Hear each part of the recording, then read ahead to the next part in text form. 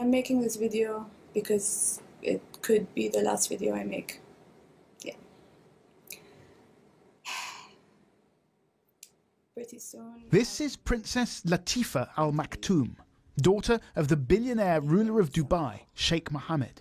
She hasn't been seen since early March. And if you are watching this video, it's not such a good thing.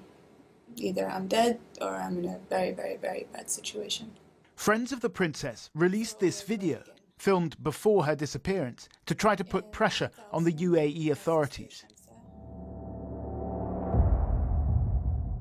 They say she was snatched from this yacht by Emirati special forces off the coast of India as she tried to make an extraordinary escape from her father and the city-state he rules. All my father cares about is his reputation. My vision is to Dubai to be number one.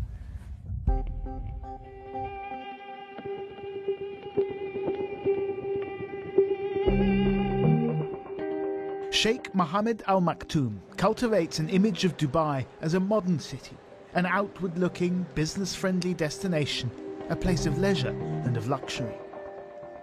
Princess Latifa's regular skydives, wrapped in her country's flag, made her seem the perfect ambassador. But a friend told us, in reality, she was a prisoner in a gilded cage. Latifa wanted to have a life, I would say. She wanted a chance to have freedom. She had tried to escape before in 2002, and then she was thrown into a prison where she spent nearly 3.5 years. Last summer, she made contact with a former officer in France's Foreign Intelligence Service. Years earlier, disguised in a black abaya, Hervé Jobert claims to have fled Dubai himself after a business deal went sour and he was accused of embezzlement. It's a story he dramatized in this short video clip. Initially, she was going to do it the same way I did it in Dubai, with the Navy SEAL rebreather, you know, the breathing equipment, underwater torpedo. I said, okay, I have to train you to do that. So she bought the equipment, you know, $30,000. In the end, the princess decided against the torpedo. Instead, together with her friend Tina Jauhiainen, a Finnish martial arts instructor, she drove across the border to Oman. There, they say the pair were picked up by dinghy and taken to a yacht waiting in international waters. On board the Nostromo was Hervé Jobert, the former French spy. They set sail for India. An Interpol red notice, issued in March at the UAE's request, partially confirms their story. But the warrant alleges that instead of escaping of her own free will, Princess Latifa was kidnapped. It's from here that the story becomes harder to verify. The Nostromo's public tracking system was switched off, presumably in an effort to avoid detection. But we've been given the data from the yacht's satellite communication system, which does indeed show the Nostromo heading southeast towards India. And then, when it arrives off the coast of Goa, the tracker suddenly goes dark. As the Nostromo sailed eastwards, Hervé says he noticed other boats following them for several days.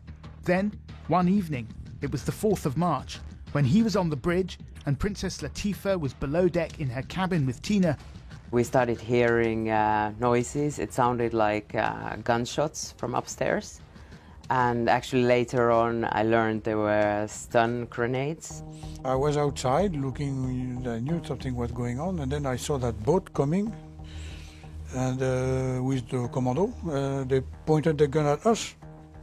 With guys, you know, with the mean on their face that they're gonna kill you. We locked ourselves to the bathroom and we're hugging each other. But she was thinking, oh, somebody's here to get me. We came out from the bathroom and the room was filled with smoke. At the top of the stairs, I was pushed to the floor and my hands were tied behind my back. What about Latifa?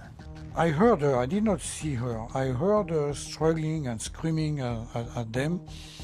I heard that she did not want to go, leave me on the boat. I'd rather die here than go back to the UAE, and you know, shuffling and struggling through the stairs. And 5 minutes later, I heard a helicopter, and we were gone.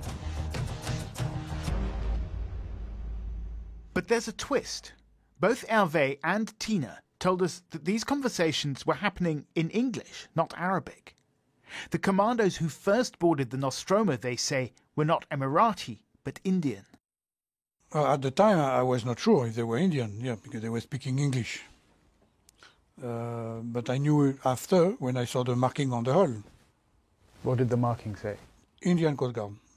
I heard one say, "Come on, Latifa, let's go home." In English? In English. And she says, she's screaming, I can hear her, she's screaming that she wants to claim political asylum.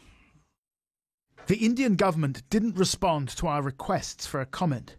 With the princess gone, the Nostromo set sail for Dubai.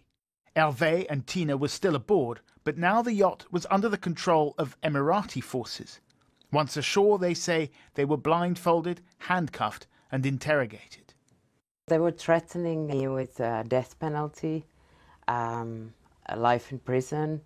They told me that you have stabbed the ruler of Dubai on the back. You're not supposed to be helping someone to escape. Did you believe them? Did you think you might get the death penalty? At that point, yes, I was very scared.